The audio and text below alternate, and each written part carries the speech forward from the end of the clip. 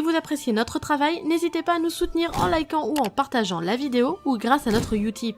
Il vous suffit de regarder une publicité de 30 secondes, ce qui nous fait gagner 5 centimes par visionnage. En soi comme ça c'est pas grand chose, mais pour nous c'est beaucoup. Merci de votre participation et bon visionnage. Salut les amis, on se retrouve pour un nouveau 5 choses à savoir sur l'univers de Naruto. Cette semaine nous allons parler du principal subordonné d'Orochimaru, Kabuto Yakushi. Kabuto est l'antagoniste qui a été pratiquement omniprésent dans la série Naruto. Sa première intervention survient lors de l'examen de Chunin quand il rencontre l'équipe 7, et il sera mis hors d'état de nuire lors de la 4e grande guerre ninja. Pourtant, c'est très tard dans la série que nous apprenons qui est réellement Kabuto. Voyons ensemble 5 choses à savoir sur Kabuto Yakushi. Son histoire commence quand il n'était encore qu'un jeune garçon. Kabuto est retrouvé au pied d'un arbre blessé à la tête par une sœur maîtrisant le ninjutsu médical, Nono Yakushi. Le jeune garçon resta muet lorsque la sœur l'emmena dans l'orphelinat où elle vivait, avec d'autres sœurs et d'autres enfants. Alors que Kabuto ne disait pas un mot sur son nom ou toute autre information le concernant, l'un des orphelins lui posa un casque sur la tête. Ce geste donna l'idée à Nono de l'appeler Kabuto. 3 ans plus tard, Kabuto sera contraint de suivre Danzo en rejoignant la racine et ainsi devenir un espion. C'est lors d'une mission qu'il blessa celle qu'il avait sauvée quelques années plus tôt.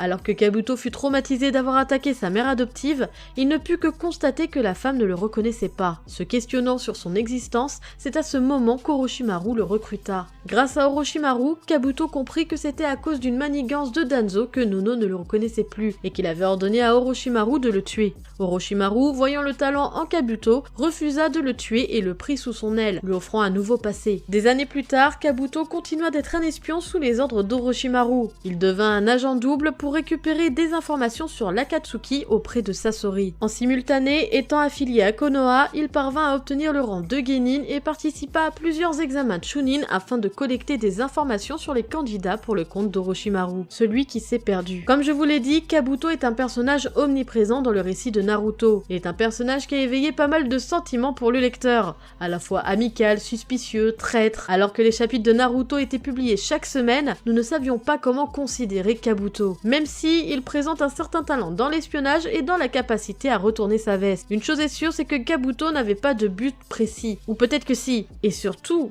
quel est-il? Pendant l'intégralité de la première partie de Naruto et une bonne partie de la seconde, jusqu'à la mort d'Orochimaru plus exactement, Kabuto joua un rôle plus ou moins actif dans les plans d'Orochimaru. Il se contenta de donner le signal de l'attaque lors de la bataille entre Konoha et l'alliance Oto-Suna, mais accompagna son maître en tant que médecin, garde du corps et négociateur quand Orochimaru décida d'obtenir l'aide de Tsunade pour se débarrasser de la malédiction du 3e Hokage. Il fut plus tard révélé que Kabuto était aussi à un moment l'un des espions lobotomisés de Sasori. Orochimaru avait rompu le sort depuis un moment et Kabuto avait depuis choisi de suivre de son plein gré la voie du Sannin. Mais cette alliance a semble-t-il pris fin avec la disparition d'Orochimaru aux mains de Sasuke. Du moins pas tout à fait, puisqu'il intégra dans son propre corps des restes physiques d'Orochimaru, avec pour objectif avoué d'en contrôler la puissance et de l'utiliser pour accomplir ses propres objectifs. Kabuto a décidé de se débarrasser définitivement de l'influence qu'avait son maître sur lui. Il ne lui restait plus qu'à découvrir ce qui formait véritablement son identité. Il est révélé plus tard que Kabuto était une sorte de coquille vide, ayant passé sa vie accroché à d'autres personnes plus flamboyantes. Un fait qui n'a apparemment jamais été fait comme un véritable choix de vie de sa part. De ce fait, il suivit Orochimaru car quel objectif semble plus attrayant à un homme qui a étudié la médecine que d'aider une autre personne à vaincre la mort elle-même? Kabuto et Orochimaru. Même si Orochimaru a été le second à lui sauver la vie, il a été surtout celui qui a fait aller Kabuto du côté obscur. Leur relation est tout de même inédite puisque Kabuto n'est ni un ninja de sert Orochimaru, ni un cobaye et encore moins un corps pour une réincarnation. Pourtant, Kabuto sera auprès d'Orochimaru tout au long de la série Naruto. La loyauté et la personnalité de Kabuto sont difficiles à cerner. Il a souvent été sujet à de multiples retournements de situation, tels que lorsqu'il a été un agent double à la solde d'Orochimaru et de Sasori, mais il s'est toujours avéré être dans le camp d'Orochimaru. Pourtant, Orochimaru lui-même avait souvent du mal à deviner les pensées et les intentions de son bras droit, comme lorsqu'il demanda de kidnapper Sasuke,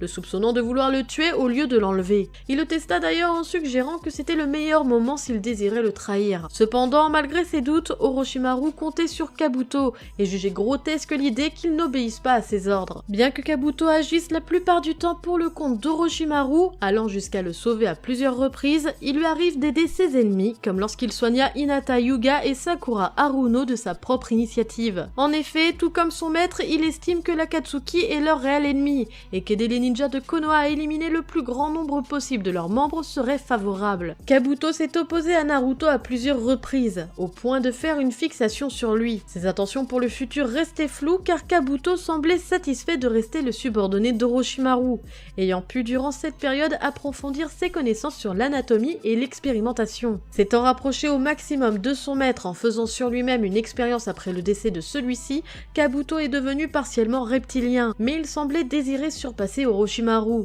Il souhaitait également, tout comme son mentor, percer le secret de nouvelles techniques. Talent. Au premier abord, Kabuto n'a pas l'air de casser trois pattes à un canard. Lors de sa première apparition, il est même présenté comme un raté, au vu de son âge avancé comparé aux autres ninjas participant à l'examen et le fait qu'il l'ait raté plusieurs fois. Pourtant, Kabuto est un ninja talentueux et rusé, doué pour les techniques médicales. Il est capable de rivaliser avec Kakashi et de tuer des membres de l'Ambu avec facilité. Lors de son combat contre Tsunade, celle-ci remarqua que son contrôle pointu du chakra dépassait le sien à son âge. Fin observateur, Kabuto peut rapidement tourner une situation à son avantage. Même s'il fait face à un adversaire plus fort que lui, il sait déceler et exploiter la faiblesse de son ennemi. Il possède également une incroyable capacité d'adaptation, comme lorsque Tsunade endommagea son système nerveux et qu'il fut rapidement capable de recommencer à bouger. Bien qu'ayant officiellement été un genin, Kabuto s'est avéré être un ninja qualifié et intelligent. Même Jiraiya et son maître ont fait remarquer que ses compétences étaient comparables à celles de Kakashi. Grâce à ces dernières modifications corporelles, son talent pour le combat a été grandement amélioré, lui permettant de tenir tête à la fois à Sasuke et à Itachi, malgré leurs compétences considérables et la maîtrise du Mangekyo Sharingan. Cette maîtrise du combat a finalement forcé Itachi à utiliser Izanami, technique interdite visant à obliger Kabuto